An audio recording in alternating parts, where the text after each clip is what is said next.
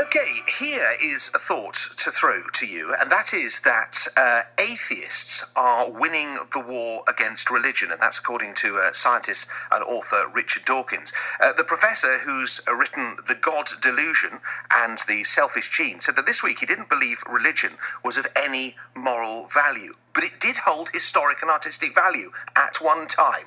Well, let's have a talk about that if we can. I'm hoping we can. Professor John Lennox is on the line to us now. Professor John Lennox, good morning. Good morning. And I'm hoping Andrew Copson as well. Andrew, you there? Yes, good morning. Marvellous. Excellent. Now, Andrew Copson, you're Chief Executive of the British Humanist Association, and Professor John Lennox. Now, you must explain this one to me. You're an Oxford professor.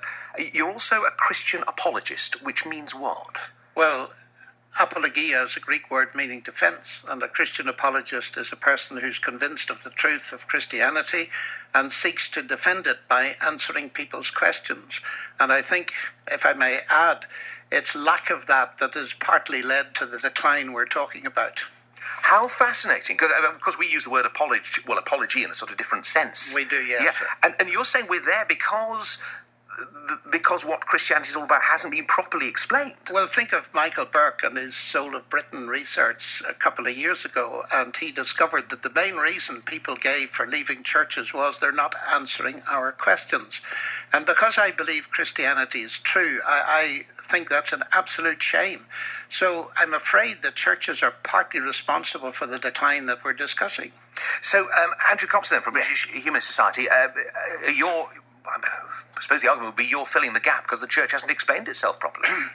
Well, I think that there's a lot in that. I think that one of the reasons why people are increasingly rejecting religious identities, religious beliefs, religious practices, is that it just doesn't offer them anything that they see as relevant to the world today. You know, the intellectual propositions of Christianity, the arguments of religion seem to be self-evidently untrue. The moral arguments can often seem unpleasant, and people instead are taking up an approach to morality based more on empathy and experience and reason, a more humanist basis for their morality increasingly, and they're seeing their identity as a non-religious identity rather than a religious one. So I agree that is happening more and more and more. I was going to ask you, is there a sort of war between faith and secularism? But it seems just faith is kind of losing the plot because it's not getting in there.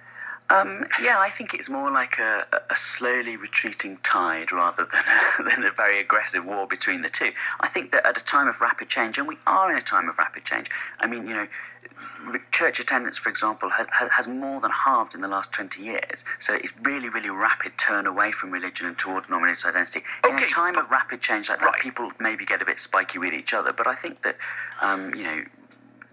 that doesn't alter the social change that's going on. All right, but you probably won't know this fact because it's in our area specifically, but for example, last week on the programme we were talking about the fact that in Herefordshire, more people are going to church. The numbers have risen over the past years, so it's not going all your way. By a very, very small percentage in your area, and all I would say about that is that statistically, when you're bumping along the bottom of a graph, occasionally you spike up, but it's not for very long. All right, Professor John Lennox, is Dawkins right? Are the atheists winning the war here? Well, I don't think atheism is ever going to win the war.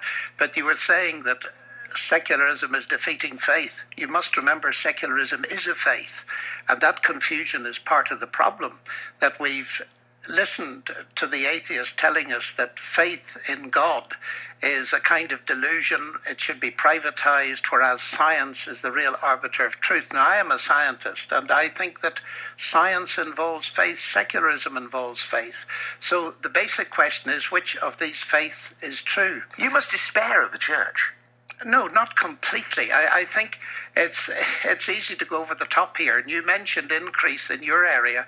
There's also a considerable increase in the London area, interestingly enough, in church going. But I would like to emphasize, and I think Andrew agrees with it, we don't decide truth by statistics.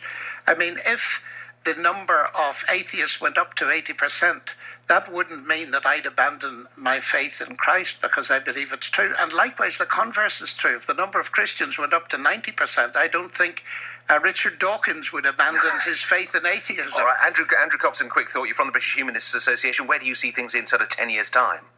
Well, I think there's every reason to believe that the increase in non-religious identities and the number of people basing their values and meaning and their sense of purpose in life on a humanist rather than a religious foundation will increase. And I think not just in the Western world, but although from a higher base, I think we'll even see religious decrease in other parts of the world. Every trend suggests that's true. And Professor John Lennox, presumably, unless the Church and other religions presumably start to explain themselves a little better. Well, I think they will. I wouldn't be as pessimistic as Andrew, and nor would as I... optimistic, I think. As optimistic. Depending on which side of the argument. Fair enough. Yes, all right.